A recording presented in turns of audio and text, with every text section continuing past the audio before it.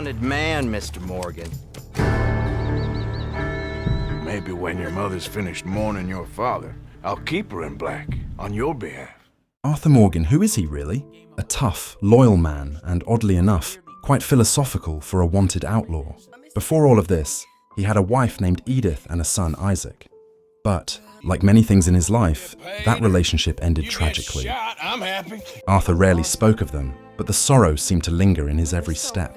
He could be ruthless and uncompromising when dealing with enemies, yet he would also sit by a lakeside, reflecting on life while gazing at the sky. You know, you're a confusing man, but you might just be the best friend I got, Arthur. I know the company you keep. The competition ain't too fierce. And we all know Arthur has a certain charm. No wonder the women in the gang treat him with a little more kindness. Maybe even too much kindness. But have you ever wondered, was there someone in the gang secretly crushing on him?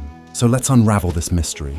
Who saw Arthur Morgan as more than just an ally? And how did Arthur's heart remain loyal to someone truly special? Always, Dutch. First up, we've got Mary Beth. Sweet Mary Beth, the book lover, might just be the most obvious candidate. She's always kind to Arthur, and their conversations often give the impression that she admires him. In one of their chats around camp, she even said she believes Arthur is a good man at heart. Were these just kind words, or maybe a subtle way of showing her feelings?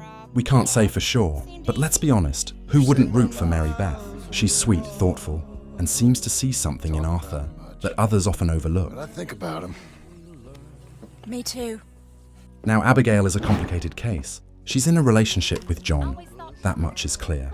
But it's hard to ignore the connection she shares with Arthur. Abigail trusts Arthur with her life and often confides in him about John's shortcomings, whether it's his lack of responsibility or his sometimes frustrating habits. Arthur, on the other hand, is always a patient listener, offering advice without judgment, something she might not always get from John. Hey, you did real fine, kid. There are small moments, like the way Abigail looks at Arthur when he helps solve problems or takes care of Jack, that make you wonder, is there more to it than just respect? She clearly sees Arthur as strong, reliable, and caring, qualities she wishes John would show more often. Just about. Come inside. Come on, it's raining. Still, this doesn't mean Abigail ever wanted to leave John. More likely, she saw Arthur as a reflection of what she hoped John could become one day. Yet, the dynamic between them carries an emotional depth that makes you wonder what might have happened in a different scenario. Before I get much sicker. Don't you owe Arthur me. The badass widow turned fearless outlaw, Sadie shares an undeniable bond with Arthur. They've had intense moments where trust and partnership truly shine. They're a powerhouse duo, no doubt about You're it. the only one of these fools that I trust. I've got to do this. Sadie admires Arthur's strength and loyalty. She's one of the few who always treated him as an equal, not as a woman in need of protection, but as a true partner on the battlefield. Yet, there's an undeniable chemistry between them, especially in the way they understand each other without saying much. Sure, no doubt he'll escape again. No, he won't, because we're going to make sure of it. Though their relationship never went beyond mutual respect and friendship, it's clear that Arthur meant a great deal to Sadie, a friend, an ally, and perhaps, for a fleeting moment, the only person who truly understood her. What you mean? I can still fight. I know, Arthur, but just do it my way, honey. It's for the best. Karen, on the other hand, is the gang's wild card, bold, flirtatious, and playful. She often teases, including Arthur. But whether that was just Karen's usual charm or something deeper remains a mystery. Her mischievous personality made her hard to read. Was she just having fun? Or was there more beneath the surface?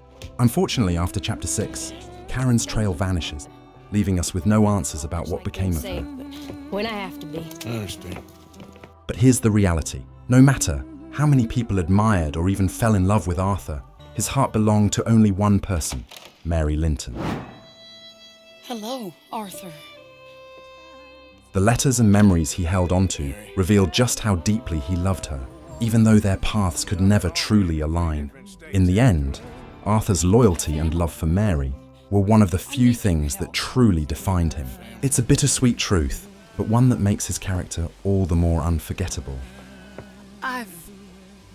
You're... Oh, you'll never change. I know that. And of course, we can't forget the biggest obstacle in their love story, Mary's insufferable father. If only he had been a bit more understanding of his daughter's heart. Maybe, just maybe, Arthur and Mary could have had their happy ending. You don't understand. Mother left it to me. You sold my mother's brooch? How could you? You! That's theft. Oh, speaking of thieves, I see you found your outlaw again. Hello, sir. Have you been well? Daddy, how could you? Mary, wait here. I'll go get the... But hey, sometimes life loves to throw us the weirdest hurdles, doesn't it? Maybe if Mary's father had been a bit more understanding, Arthur wouldn't have looked so grumpy all the time. I won't ask. And we might have had a sweeter ending. Or at least a little less drama. Well, that's true. Anyway, despite how many people admired or even fell for Arthur, whether it was Mary Beth with her quiet admiration, Sadie with her deep respect, Karen with her playful teasing, or Abigail, with her unshakable trust, his heart always belonged to one person. It was always Mary. Mary? She ain't worth it, Arthur. Who is? In the end, Arthur may have been a tough man with many admirers, but his true love was always Mary. It's that human side of him that makes his character so unforgettable. So what do you guys think? I'm afraid. There is nothing to be afraid of, Mr. Morgan.